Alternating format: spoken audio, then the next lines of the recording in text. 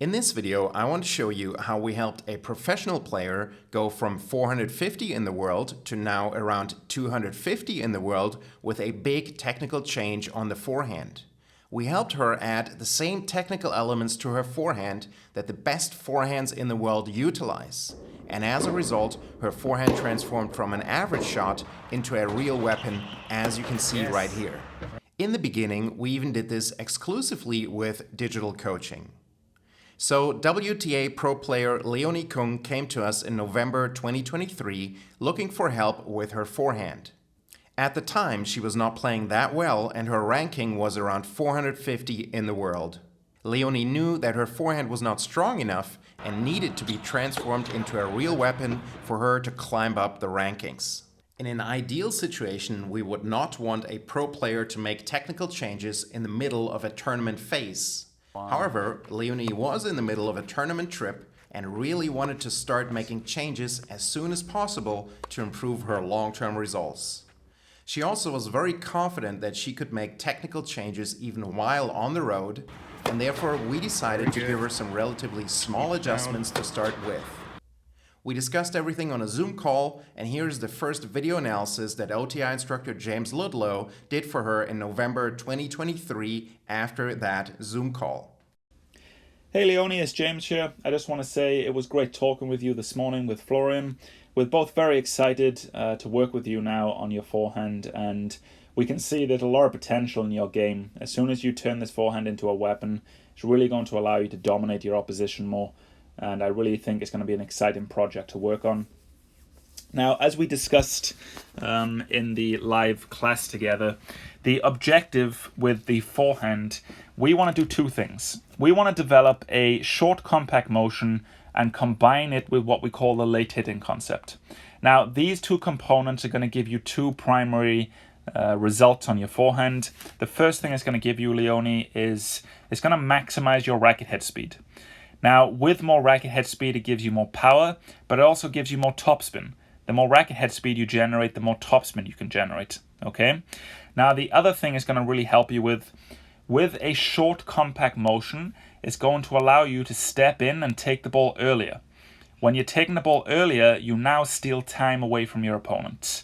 And when you can do that consistently, you now become a real dominant force on the tennis court. Okay, so those are the main objectives with the forehand. Now, with that in mind, what we're going to do in this video analysis is show you exactly what you need to work on and change on the forehand. And it's going to give you a real clear understanding on what needs to be done to take this forehand to the next level. So what we discussed in the class, we spoke about what we refer as the late hitting concept. Now, what does that mean? That means, Leonie, right now throughout the preparation phase, the tip of your racket is pointed more to what would be the back wall. It's pointed slightly up and towards the back side, as you can see. Now, this means you're not able to maximize your current racket head speed because of this. So instead, what should it look like?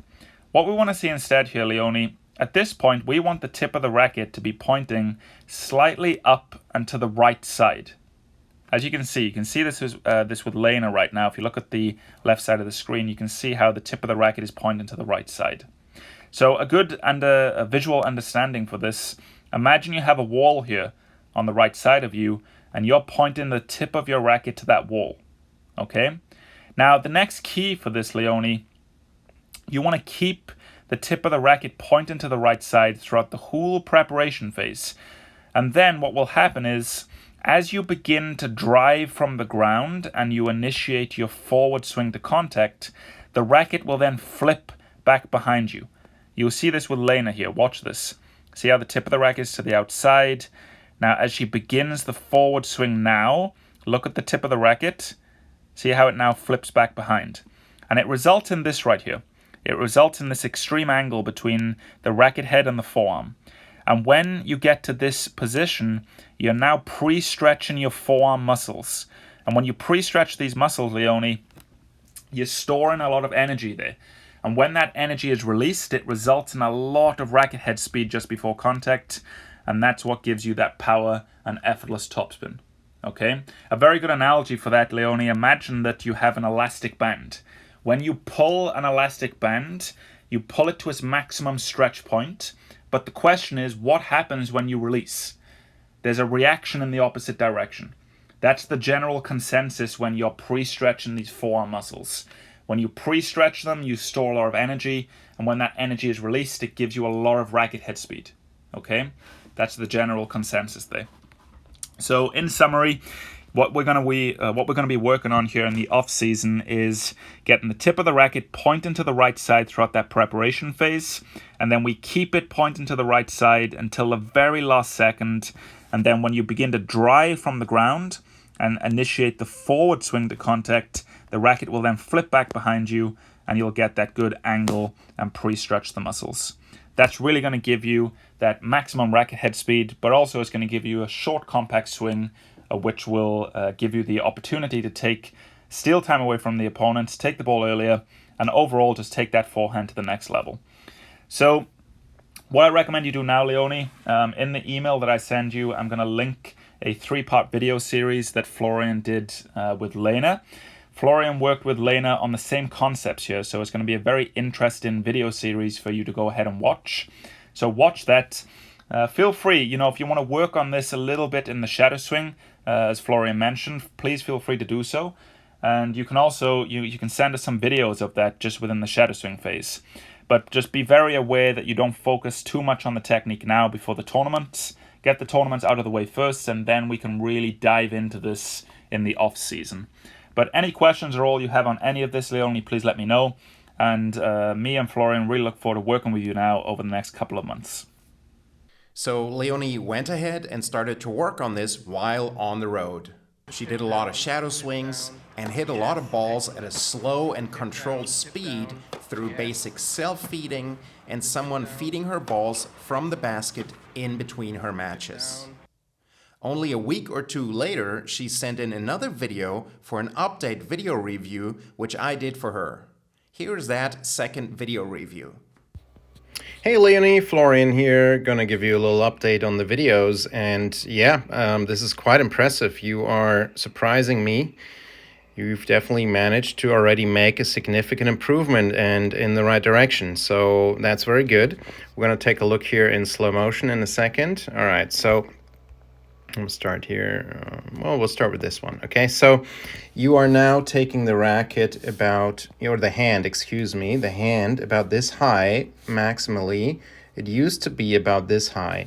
And it doesn't look like much, but it makes a huge difference in terms of dealing with fast incoming balls. So when you are under time pressure, that extra, a little bit of extra height costs you time and doesn't give you any additional racket head speed. So it's really wasted movement. And so you're going to have it much easier to deal with fast incoming balls when players are really putting pressure on your forehand. So that's very good.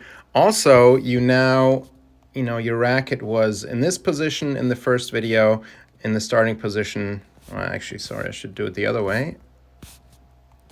Was in this position, and now it is in this position, okay? And that's much better. It's not 100% yet what we want it to be, but I mean, of course, how is that possible, right? So this is much better, pointing to the outside, and now you are, releasing it a little bit earlier than we want, and the lag here, but trust me, it's better. The next steps, we probably want to do those when we meet in Munich.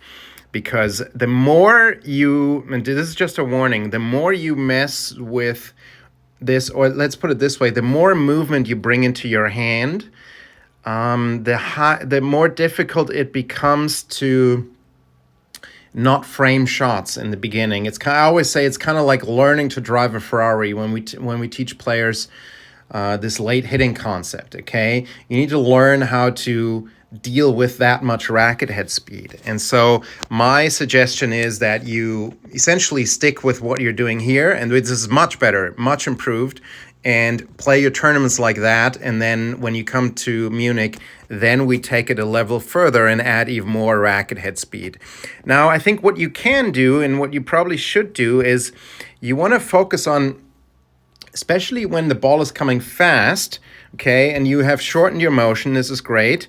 You want to focus on being relatively soft here in the hand, not stiff, okay, so that you can generate some more racket head speed through the movement around the hand and the wrist joint.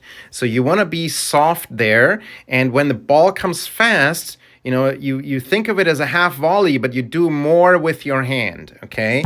And to deal with that ball, but you need to be soft in the hand for that. So that's something I think you can definitely and should focus on. The lag angle here is already quite good.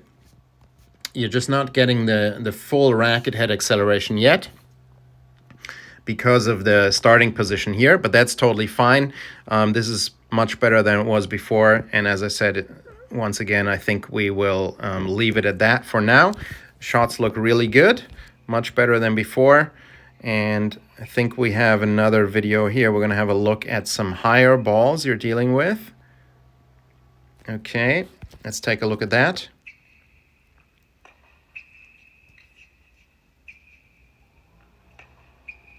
Okay, I think you're doing pretty well with, oops, sorry, my bad. You're doing pretty well with that. You don't have, one second, okay, you don't have a ton of racket head speed yet.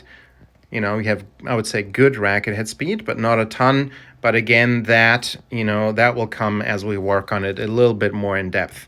You can tell me if you want to take this a little bit further and while you're on the road and you want another drill to take this a little bit further, okay? You've surprised me once. If you want to, you can do that. But I would, generally speaking, I would say this is enough, what you're doing here. But, I'll leave that up to you. If you want another drill to take this level further, let me know and we will give you that. But it comes with a warning. It can result in you thinking a little too much about your forehand in the tournament and so forth. So I don't know you that well yet, so it's hard for me to, make that call. And you've surprised me once. All right, so let's look from the side angle, short compact motion here. This is what we want to see. This is a nice short compact motion.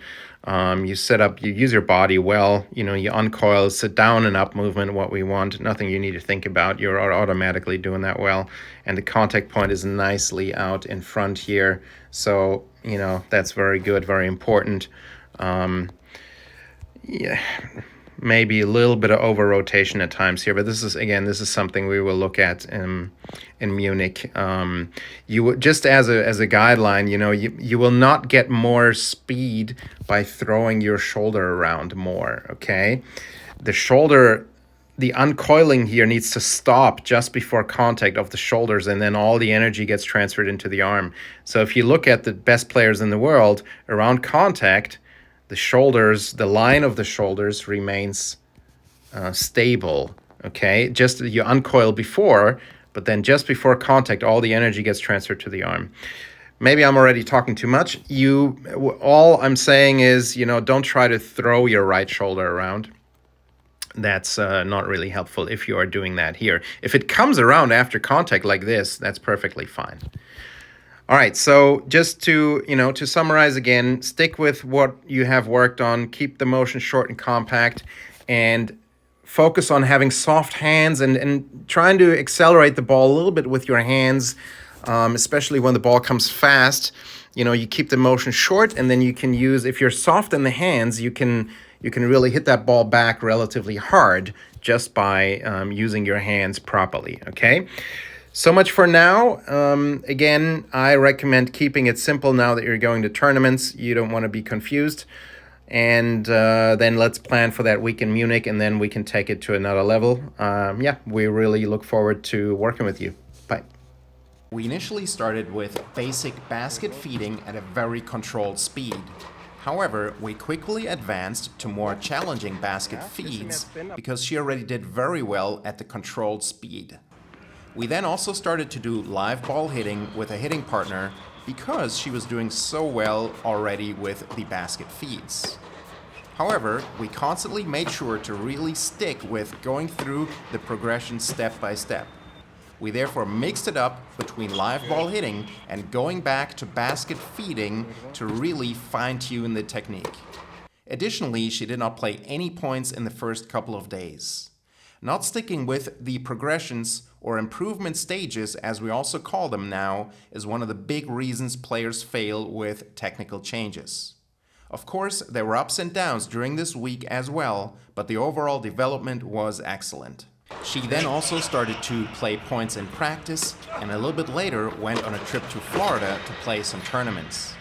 In between those Florida tournaments, she did another week of forehand training with OTI instructor James Ludlow. At this point, the forehand really started to become a weapon in practice as well as in matches. The week right after this training block, Leonie won her first tournament in a long time and overall started to rise significantly in the rankings. Since then, she's done a great job together with her dad of continuing to work on these technical changes while on the road, and her results have continued to improve. She reported that she's very happy with her new forehand and it has really helped her rise in the rankings. Her current ranking in August 2024, as I'm making this video, is 257 in the world, and that is up from 450 in the world when we started to help her with her forehand in November of 2023. Overall, her forehand is now a real weapon in her game. We really enjoyed this forehand project with Leonie Küng, where we came in as specialists specifically to help her with her forehand. In our opinion, more specialization is the future in tennis at the highest levels of the game, similar to what we have already seen in other sports like golf, where the best players all have specific swing coaches, or basketball, where they have coaches specifically for shooting. In a situation like this, with a pro player, we partner with the existing tour coach and come in to help with a very specific project like her forehand in this case. Yep. We're very happy to see Leonie rise in the rankings since improving her forehand and wish her continued success. Right now, we have a special trial of our OTI Digital Coach available for you. It not only gives you access to all our video courses and modules, but you will also receive your own personalized video analysis from one of our OTI certified instructors. Simply send us a video of the stroke of your choice during your trial, and you will receive a voiceover video analysis with laser-focused feedback on how you can transform that stroke into a real weapon. Simply click the link inside or below this video for all the details.